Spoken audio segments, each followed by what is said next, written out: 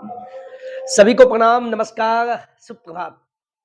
आप सभी के लिए एक न्यूज़ बहुत अहम है, जो भी बीपीएससी सेकंड फेज में बैठ गए हैं, आवेदन भी कर चुके हैं, लेकिन मन में एक दुविधा ये है कि हमारा होगा कि नहीं होगा।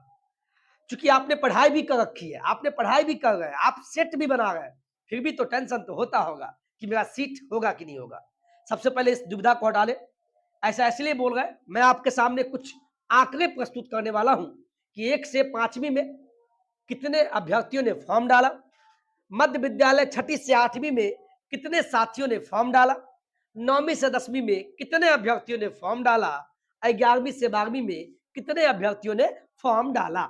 ये तमाम विश्लेषण मैंने इसको लिख रखा है और यहाँ पेपर भी आपको दिखाएंगे। लेकिन इस पेपर का आपके लिए कोई फायदा नहीं है, फायदा इससे है। और अपने आप को कमजोर बिल्कुल मत समझना, क्योंकि पेपर में तो दिया है 1 लाख कम आवेदन गिरे, इसका मतलब समझिए। पिछला जो बहाली आया था बीपीएससी फर्स्ट फेज जो आवेदन आया था, उसमें 1 से लेके 12वीं तक का जो भी शिक्षक बनना चाह रहे थे, उनमें लगभग 8,26,000 अभ्यर्थियों ने आवेदन किया था, लेकिन उसमें छठी से 8वीं में बहाली नहीं आया था।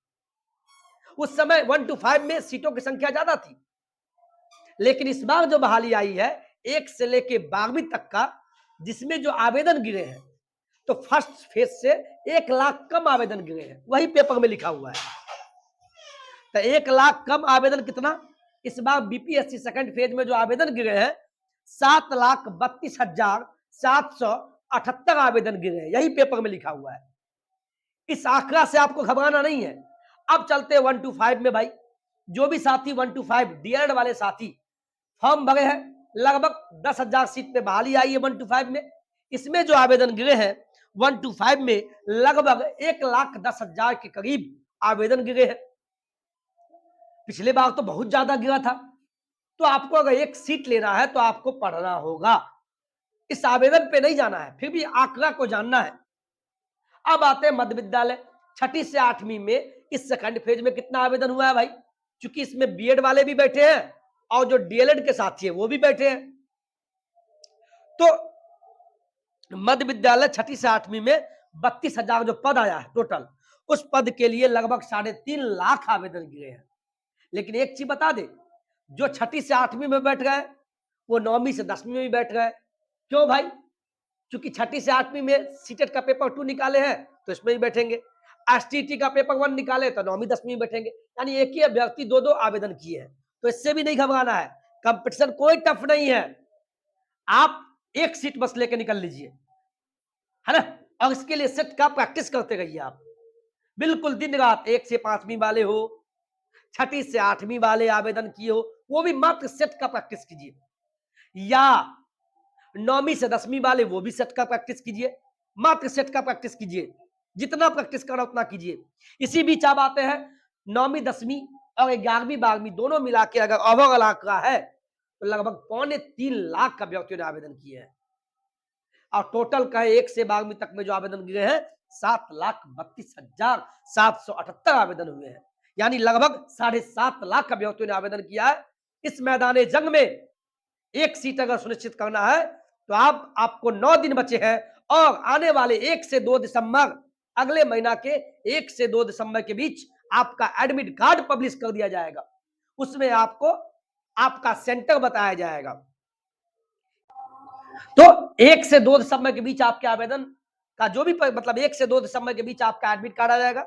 उस एडमिट कार्ड में आपके कौन सिटी में, 38 जिला में कहीं ना कहीं आपका एग्जाम होगा, वो बताए जाएंगे, और किस डेट में होगा, किस विद्यालय में होगा, कितना बजे से होगा, वो तमाम जानकारियां आपको एडमिट कार्ड में मिल जाएगा। तो डेट चेंज हो गया, ये हो गया, फलाना ठिकाना, सब एडमिट कार्ड में आपको दिख जाएगा। तो काहे का टेंशन, अभी फिलहाल 9 दिन, इस 9 दिन का बचे हुए समय का सुबह सुबह स्नान कीजिए 8 बजे से पहले, भगवान का नाम लीजिए और सेट का डेली 2 सेट प्रैक्टिस कीजिए। और प्रैक्टिस करने के बाद, जैसे मान लीजिए, देखते हैं अभी भी मेरे पास, क्योंकि हम भी कोचिंग चलाते हैं, है ना, अपने घर में किताब सब है, बच्चे को बिहार बोर्ड को पढ़ाते हैं, कुछ कुछ कमाने के लिए कुछ तो पढ़ाना होगा ना। देखते हैं, ये मेरा कोचिंग संस्थान है, देखिए, है ना। तो बिहार बोर्ड को ही पढ़ाते हैं हम गांव में। तो ये सब बातें हैं। तो आप जब भी सेट बनाते हैं, अगर एनसीईआरटी पढ़ पाते हैं तो द बेस्ट है। लेकिन अब समय नहीं है तो सेट का प्रैक्टिस कीजिए, प्रैक्टिस सेट कीजिए। इसके बाद पढ़ने के बाद उसको पीछे देखना है, उसका आंसर क्या दिया है, उसके व्याख्यान को देखना है, वहां से भी आप प्रश्न बन जाते हैं, है ना? तो पढ़ना आपको होगा। तो ये आंकड़े आपको कैसा लगा? वीडियो अच्छा लगा हो तो वीडियो को लाइक से सब्सक्राइब कर दीजिएगा। नौकरी तक सब्सक्राइब इसलिए कर लीजिए क्योंकि बिहार शिक्षक बहाली के लिए अगर कोई नाम है, जिस नाम को आप सभी ने खड़ा किया, वो है नौकरी तक। और सेकंड मेरिट लिस्ट के बारे में वीडियो बना दिए, उसका लिंक नीचे है। मैं फिर बोल रहा हूं, मैं नहीं बोलता कि आज जारी हो जाएगा, लेकिन जारी होना चाहिए क्योंकि बच्चे इंतजार में हैं। चलिए आज के वीडियो में इतना ही। जय हिंद, जय भारत।